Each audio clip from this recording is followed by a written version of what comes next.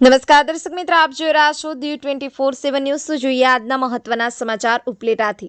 ઉપલેટા સાંઈબાબા મંદિરની બાજુમાં Shri Yadunandan education trust સંચાલિત શ્રી કેજી સોલંકી શાળામાં આ વર્ષ 2024 અને 25નો સાપ્તાહિક કાર્યક્રમ આયોજનમાં અમેરિકાથી પધારેલા નલીનાબેન ઉકાભાઈ સોલંકી અને ઉપલેટા નગરપાલિકાના પૂર્વ પ્રમુખ દાનભાઈ ચંદ્રવાડિયા, મનોજભાઈ સોલંકી, રમેશભાઈ પાનેરા અને ધરણાદભાઈ સુવા, અશોકભાઈ ચંદ્રવાડિયા તેમજ સ્કૂલનો સ્ટાફ, ડોક્ટર ટોલિયા અને તેમનું સ્વાગત કરવામાં આવ્યું હતું।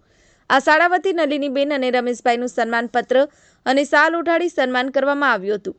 અમારી શાળામાં ભણેલા મહેમાનો, બાળકો, વાલીઓ અને સ્ટાફ તેમજ ટ્રસ્ટીઓ દ્વારા આભાર વ્યક્ત કર્યો હતો, જેમાં બાળકોએ બેટી બચાવો બેટી પઢાઓ, નારી શક્તિનું પ્રોત્સવ જેવા પાત્રો ભજવી અને સમાજને એક આગવી ઓળખ આપી હતી અને નાટક, રાસ, ગરબા અને કાર્યક્રમ ભજવ્યા હતા। Bureau report, Diu 24/7 news. Ramesh સત્યની સાથે। આપણી આસપાસ બનતી ઘટનાના સમાચાર જોવા માટે દીવ 24/7 ન્યૂઝને લાઇક કરો, શેર કરો, ચેનલને સબસ્ક્રાઇબ કરો।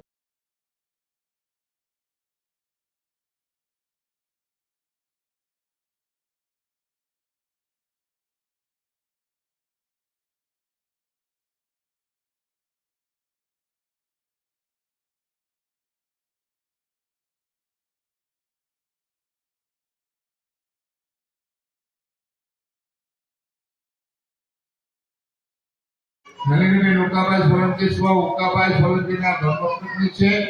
આ સંસ્થાની સ્થાપના કરવા માટે, બિલ્ડિંગના બાંધકામ માટે સ્વ ઉકાભાઈ સોલંકીએ ₹9 લાખનું ઉત્તમ દાન આપેલ હતું। દાનમાં પણ શિક્ષણ માટેનું દાન એ ઉત્તમ દાન ગણાય છે। સ્વ ઉકાભાઈ ગોળાભાઈ સોલંકીનું અવસાન થતાં તેમના ધર્મ એટલે જેટલું થાય કે આપણે છોકરાને આગળ લાવવાનું છે, થોડો વધારે ટાઈમ આપવાનું છે।